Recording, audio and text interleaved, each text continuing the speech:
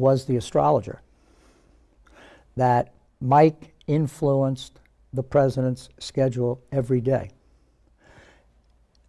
He was getting direction from Mrs. Reagan on astrological input into the president's schedule. Quickly, what Mrs. Reagan's astrologer was doing was judging from the stars what were good days, say for a press conference or the State of the Union address, going outside the White House into public events. A major thing that Joan Quigley did was make judgments as to what were going to be safe days or bad days. And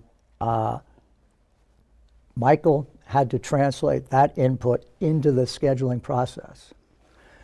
I came in and I had to do the same. The situation with Mike was that he informed, without Mrs. Reagan knowing it, James A. Baker, the chief of staff.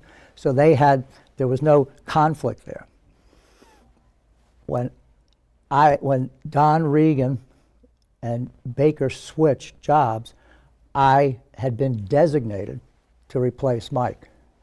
And that decision was predicated on Mrs. Reagan and the president feeling that particularly she had confidence in me to do what Mike had done for her. The problem was Don announced to me right after we met, shortly after he got the position of assistant to the president and chief of staff, that he did not need a deputy chief of staff. I don't need a deputy. You can perform all the functions, but I don't want to have someone think that I need a deputy. So I then became the only assistant to the president, I like to say, for nothing. But you were the gatekeeper of sorts. You were in charge of President Reagan's schedule. Yes. For a period of time, yes. Several years, right? Yes. So. Yes. And obviously the importance of the trust that the Reagans had in you. Absolutely, and it was a great honor, something that I accepted, and it was difficult at times. Then once I can show you that in Don Regan's book, he announces to the world the reality of an astrologer, and in that attributes it to me. Starting pitcher was in the game for 6, 7, 8 innings, maybe pitched the whole game, okay?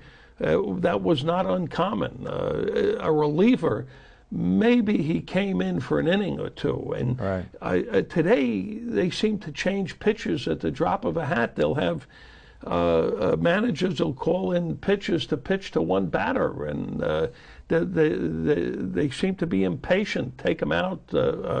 I don't know, I'm very frustrated by watching those type games from when I think back to years ago. Oh, there's no question. The game began to get more specialized in the 80s. Sparky Anderson started a bit with the Tigers. Roger Craig, who was Sparky's pitching coach, then out to the Giants, then Tony La Russa, and all of a sudden the game became more specialized, where instead of carrying 8 pitchers and 17 position players, now some teams carry 12 and 13 pitchers. And as a result, when I came, Bob Gibson, I'll use this story about Bob Gibson, when Red Schoendienst would come out to the mound and said, well, you know, you're getting knocked around a little bit, I think I'll go to the bullpen. Gibby would look to the bullpen and say, who are you bringing in? Oh no, I can do a better job than he can. But nowadays, relief pitchers oftentimes, because they have one specialty pitch like Mariano Rivera did, now you're going to actually a better pitcher at that particular time. And so the complete game and the pitchers pitching 275, 300 innings are gone. The game is the same, but the way the game is handled and played is different. I can't say that I like it as well, but that is today's game. But is that fair to a starting pitcher, that he's not given the opportunity to stay in for 6, 7, 8 innings, unless you were hammered, where the team you were pitching against really hit you hard. I mean, you were in that game. Well, the trade-off, Danny, is that in my era, you were paid on wins. Right. So if you had a 1-to-1 game and the manager came out and he was thinking about taking you out, you stated your case. I want to stay in this game. I want to get a chance to win, because in the off season, when you negotiated your contract, if you won 17 games instead of 12, that was big. Well, today, the wins are not as important to starting pitchers in terms of their contract, as most pitchers that are solid starters or even mediocre starters are going to have a 2-3 year contract at some pretty big dollars. So it's not as damaging to their contract or their ego to get taken out of the game. In fact, many of them, when they leave the game after 5 innings, they say, well, I did my job today. I pitched 5 innings. Well, Eric Bogosian, the Holocaust, which was genocide, of course, launched by Adolf Hitler from a period of roughly 1938 or 36 to 48, has had abundant coverage to this day through written books and plays and movies and media accounts.